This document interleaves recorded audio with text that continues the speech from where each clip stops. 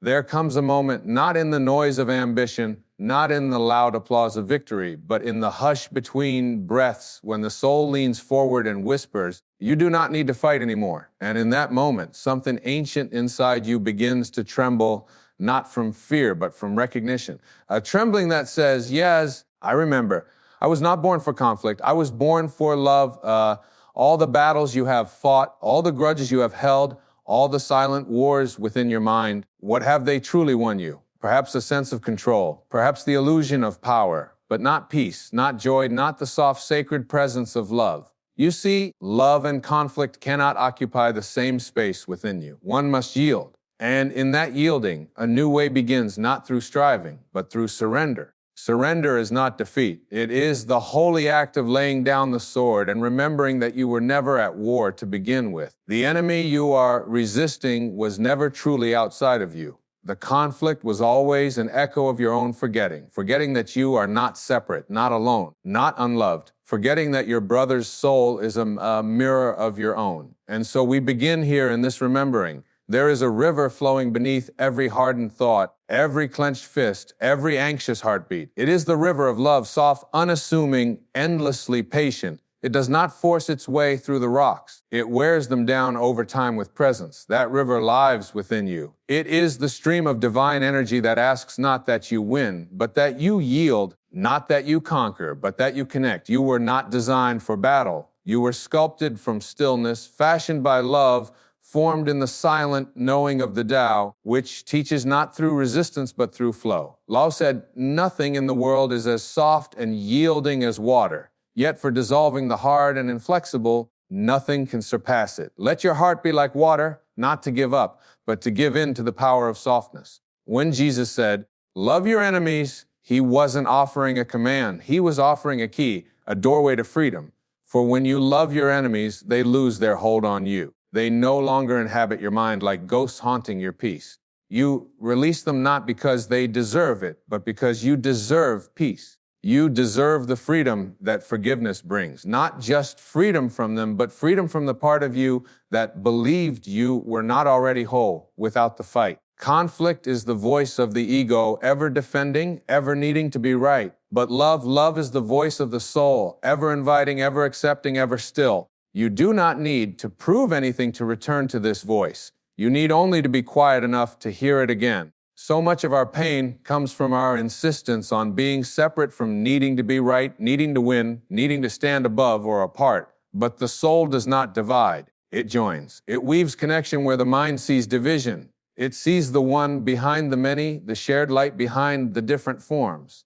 You are not at war with the world. You're at war with the walls you have built inside yourself. And the end of conflict is not when the outside changes. It is when those walls dissolve. When you stop needing others to change for you to feel peace. When you stop needing to explain, to justify, to defend. When you stop guarding your heart and start living from it. This is not weakness. It is the highest form of strength. To meet the world not with retaliation, but with recognition, not with bitterness, but with benevolence. To see in every face, even the ones that have hurt you, the same longing to be seen, to be loved, to be held, to recognize that those who wound are often carrying wounds of their own. That every act of aggression is a cry of the unloved self. You do not heal the world by adding to its fear. You heal the world by being the presence that no longer reacts from fear. That no longer needs to match the darkness of others because it remembers that light is your essence. And when you bring light into darkness, the darkness does not win. It dissipates. Begin with this moment. Let it be a temple, not a performance, but a presence. Let your breath be the incense. Let your awareness be the altar. And let every thought of judgment, of fear, of separation be placed gently upon that altar and released. Not analyzed, not battled, just released. When you do this, you begin to feel the subtle miracle of being alive, not in the grand achievements, but in the quiet dissolving of conflict. You begin to feel the space between reactions. And in that space, you find your true self, not the one shaped by pain, but the one made of peace. That self does not argue, it listens. It does not punish, it understands. It does not close. It opens because it knows that to live in opposition is to be imprisoned by your own resistance. And to live in love is to walk freely through the world, no longer needing the armor that once weighed you down. When the mind tells you they hurt me, I must protect myself, gently ask, is this protection or is this a prison? When the ego says they must apologize, they must change, ask, am I giving away my peace in waiting? And when the past rises, wearing the mask of memory, ask, do I want to relive this story or am I ready to release it? Each time you choose love, you dismantle the story of separation. Each time you forgive, you set down the burden of being the warden of someone else's punishment. Each time you return to presence, you return to power. Not the power of domination, but the power of divine alignment. You don't need to solve the whole world. You only need to come home to your own heart.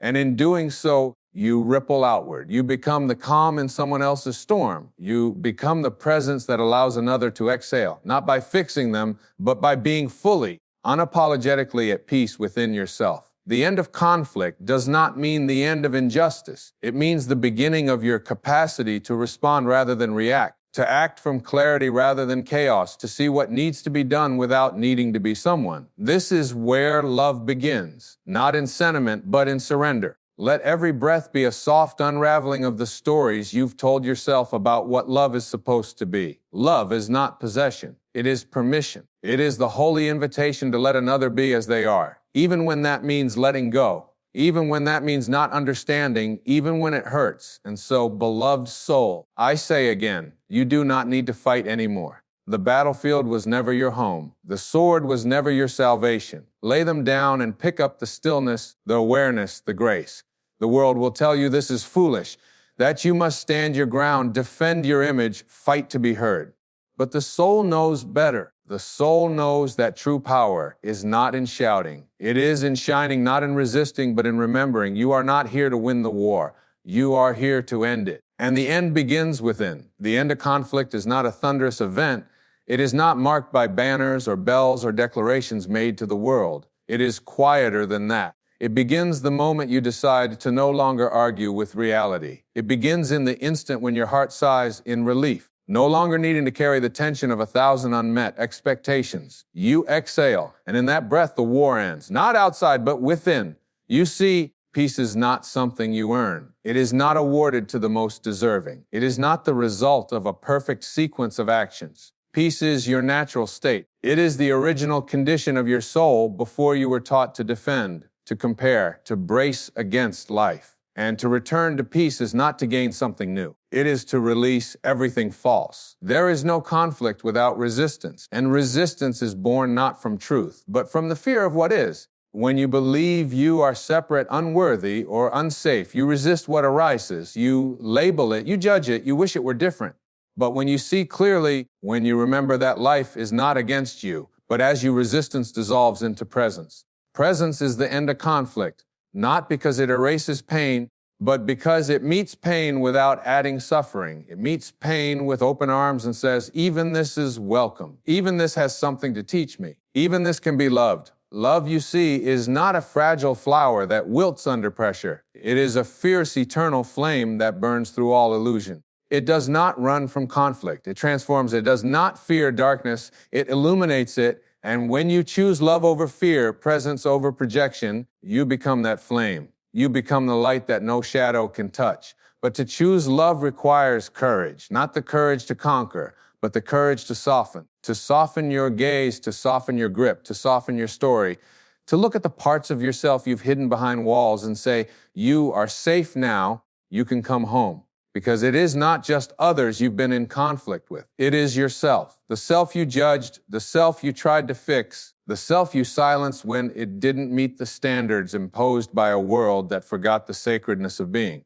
But the soul never forgets. The soul knows that your worth is not conditional. It knows that your beauty is not in your performance. It knows that healing is not a destination but a return. A return to what has always been whole beneath the mess, beneath the roles, beneath the noise. And so when you release the inner conflict, when you stop trying to earn what is already yours, you become available to love, truly available, not as a concept, not as a fleeting emotion, but as a living force, a force that flows through your presence, through your gaze, through your silence. The end of conflict is not just the absence of fighting. It is the presence of grace. Grace that no longer needs to control. Grace that no longer needs to prove. Grace that trusts in the unfolding of life even when it does not understand. This trust is not naive. It is not weakness. It is a holy defiance of the fear that has run your life for too long. It is the sacred choice to meet uncertainty with surrender instead of strategy, to meet discomfort with breath instead of armor, to meet others not with suspicion but with truly seeing them as extensions of the same divine field. In this field, there are no enemies, only expressions of love remembered or forgotten, only souls on the same path home, each taking a different road, each carrying different wounds. And the more you remember this, the less you judge, the less you defend, the less you separate. You begin to live in communion, not competition. You begin to listen, not to respond, but to understand. You begin to speak not to be right, but to be real. And this reality, the one rooted in soul, in presence, in love, is the only one worth returning to. As the veil of conflict thins, you begin to see not just with your eyes, but with the eyes behind your eyes. You begin to perceive with the quiet clarity of the eternal self, the self that was never injured by opinion, never diminished by rejection, never stained by judgment. And in this clarity, something remarkable happens. Forgiveness becomes inevitable, not as a moral achievement, but as a natural consequence of vision restored. You do not need to try to forgive. You only need to see truly, to see the pain behind the attack, the fear behind the cruelty, the illusion behind the harshness. Forgiveness is not a favor you grant another. It is a freedom you grant yourself. It is the dissolving of the rope that tied you to a wound you no longer wish to revisit. And when that rope dissolves, your heart no longer drags the past behind it like a broken wing. You begin to fly not in the eyes of the world, but in the sacred skies of your own freedom. Every ounce of conflict you've carried has weighed down the wings of your being. Every resentment, every grudge, every silent argument in your mind, these are the chains that bind you to what no longer lives. But what if I told you that the lock was never real, that the key was never lost, that in this very moment, with this very breath, you could release yourself? The mind will protest. It will say, but what they did was wrong. But I was right. But justice demands pain, and yet I ask you, whose pain are you carrying? Whose life are you delaying? Is justice served by staying in suffering? Or is it awakened in the freedom to live unburdened? There is a deeper law than retribution. There is a higher justice than punishment. It is the justice of love which restores what was lost, not by demand, but by grace. And this justice begins when you stop keeping score and start keeping present. To be present is to be whole. And when you are whole, no one else's brokenness can define you. When you are rooted in being, no storm of criticism can uproot your peace. When you know who you are, not as an idea, but as an experience, you no longer need the world to mirror your worth. You carry that mirror within. And in that mirror, you begin to see others differently. The ones you feared, you now recognize their fear. The ones who wronged you, you now sense their confusion. The ones you clashed with, you now feel their longing for love, for acceptance, for peace. Conflict dissolves not because others change, but because you are no longer looking through the eyes of the ego. The ego looks to win. The soul looks to understand. And understanding is a soil from which compassion grows. Not a pity and compassion, but a sacred silent recognition. I see you. Not your behavior, not your story, but the light within you that forgot itself. And when you see like this, the world changes not because it becomes easier, but because you stop making it harder. You no longer add fuel to the fire of fear. You become water again, cool, soft, patient. You nourish what is real and allow what is false to wither on its own. And from this state, love arises. Not dramatic love, not conditional love, but holy love. The kind that needs no words. The kind that shines from your presence like sunlight, making no effort, asking nothing in return. This love is your essence. Not something you give, not something you receive, but something you are. The end of conflict is not the end of your strength. It is the beginning of your truest power. The power to stand in love when it would be easier to hate.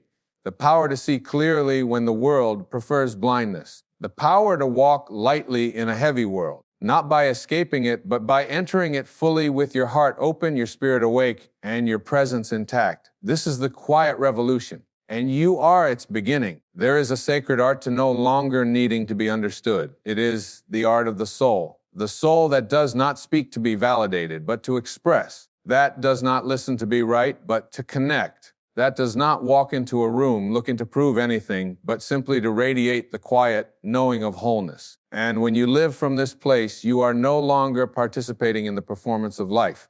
You are embodying its truth. This embodiment is not loud. It is not showy. It is not wrapped in titles or accomplishments. It is found in the smallest things. The way your eyes soften when you meet a stranger's pain. The way your breath steadies when chaos swirls around you. The way you smile, not out of obligation, but because your heart is no longer at war with the moment. This is the end of conflict, not when the world grows still, but when your resistance to it does. Not when people finally treat you how you wish, but when your peace no longer depends on how you are treated. Not when life gives you everything you asked for, but when you realize it already gave you everything you truly need. This breath, this awareness, this infinite. Now you begin to notice how often the conflict was not in what happened, but in what you believed about what happened. You were not hurt only by the act, but by the meaning you gave it, the story you wrapped around it, the identity you attached to it. But meaning is not fixed. Story is not stone. You can rewrite what you once believed was carved into you. You can revise the script not by pretending it never happened, but by no longer letting it define who you are. The true self is not defined by history. It is not bound by memory. It is the eternal witness, the silent seer behind the shifting scenes of your life. And when you begin to rest in that awareness, you touch something so vast, so unamiable that even your deepest wounds begin to dissolve like fog in morning sunlight. This is what it means to be free. Not free from emotion, but free within it. Not numb but open. Not invulnerable but unafraid. You feel fully not because you are weak, but because you are strong enough to remain open in a world that teaches you to close. Let every sorrow come. Let every shadow rise. Let every ghost of the past knock at your door and welcome them. Not as invaders, but as visitors, as messengers, as sacred guests sent to help you remember what part of yourself you've left behind in the cold. And one by one, with each breath of presence, you begin to reclaim those lost parts, not through force, but through forgiveness. Forgiveness is not forgetting. It is not excusing. It is not condoning. Forgiveness is remembering who you are beyond the wound. Forgiveness is saying to yourself, I will no longer carry what is not mine to carry. It is the ultimate act of self-liberation, and it is born not from righteousness, but from love. The kind of love that recognizes its own reflection in every face. Even the faces of those who could not love you back. Even the faces that wounded you from their own place of pain, because that's the truth. People do not hurt others from their wholeness.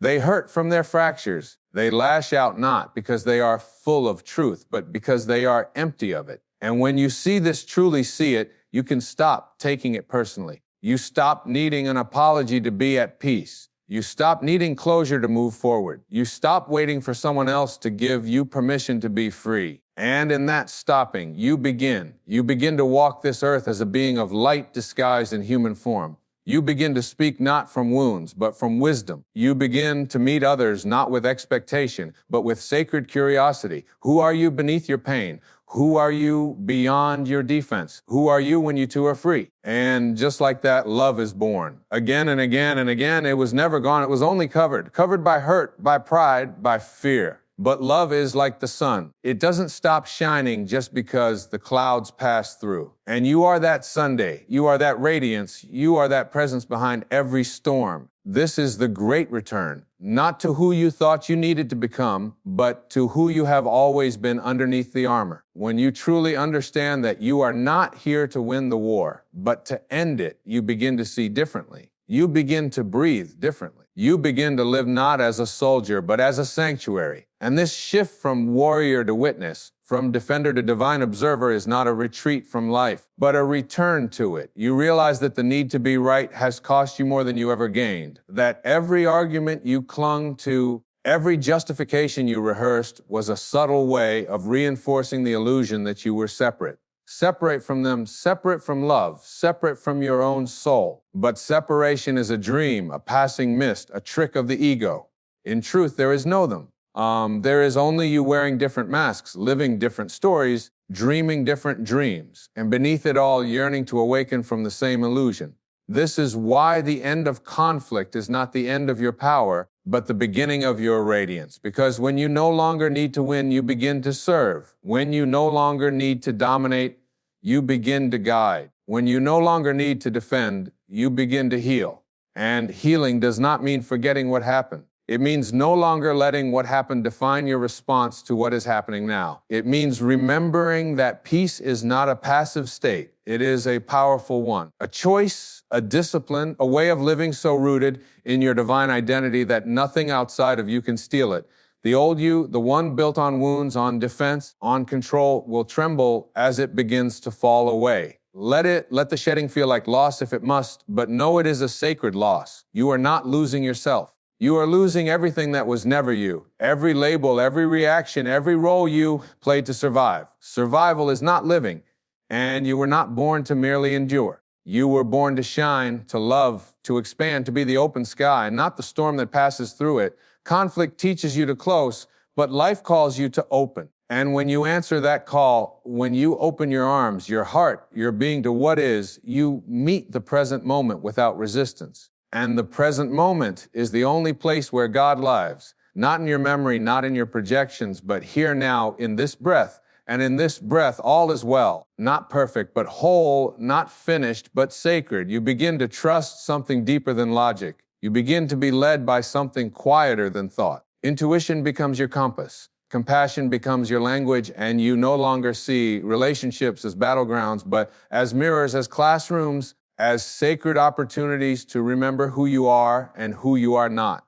Let that remembering become your practice. Let it be the fire that burns away the need to be superior, to be defended, to be adored. Let it be the stillness that dissolves your urgency, your striving, your tension. Let it be the light that exposes your fear, not to shame it, but to love it home. Because the end of conflict is not a destination you reach one day. It is a choice you make in every moment. A choice to turn away from the illusion of separation and toward the eternal truth of connection. You are not the pain that was done to you. You are not the defense you learned to build. You are not the story you told to survive. You are the soul that is learning breath by breath to let it all go, to release the narrative, to return to the presence, to become again what you have never stopped being, a vessel of love. You have walked through the valley of conflict. You have felt the burn of injustice, the sting of misunderstanding, the ache of needing to be heard. And still you are here, not hardened, not broken,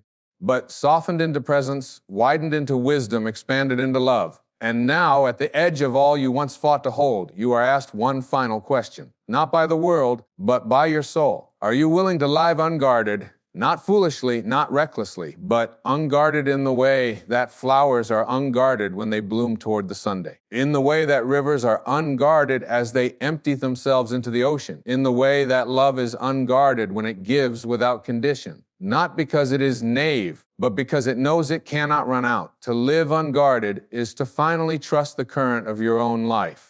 To no longer dam the river of emotion or resist the tides of change or fight the flow of what is. It is to step back from the threshold of fear and say, I am done defending what no longer needs protection. I am done armoring a heart that was made to feel. I am done building walls around a soul that was meant to shine. And when you do this, when you choose the path of radical openness, the world does not grow safer, it grows sacred. Every encounter becomes holy. Every face becomes divine. Every wound becomes a window through which grace enters. You begin to see that what you feared was never the other. It was the reflection of your own unhealed self in the mirror of relationship. But now you no longer fear what you see. You embrace it. You bless it. You integrate it because you finally understand nothing outside of you has power unless you give it power. You are the stillness in the storm. You are the light in the confusion. You are the love that never left. And so you begin to walk the world not with a clenched fist, but with open hands. Not to control, but to offer.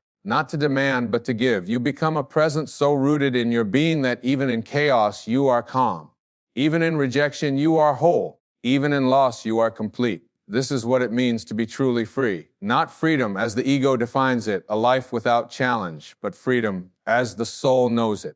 The capacity to remain in love no matter what. And this, beloved one, is the beginning of heaven on earth, not a place you go to, a place you create with every surrendered breath, with every gentle word, with every silent choice to choose connection over control. The end of conflict is not a finish line. It is a starting point. The start of love, real love. The kind that doesn't rush into fix, but sits still to feel. The kind that doesn't say you must become, but whispers you already are. The kind that looks at a world on fire and says, I will be the water. Be that water. Be that stillness. Be that love. Let your life be the quiet revolution that shows others there is another way, a softer way, a truer way. A way where conflict ends and communion begins. You are not here to change the world by force. You are here to remember the world by heart. And when you do, when you live from that remembrance, you become the very thing the world has been aching for. A being who has made peace with life. A being who has made peace with themselves. And so we arrive not at the end, but at the return to what was always true, always whole, always present. The end of conflict is the start of love. And love is where you belong.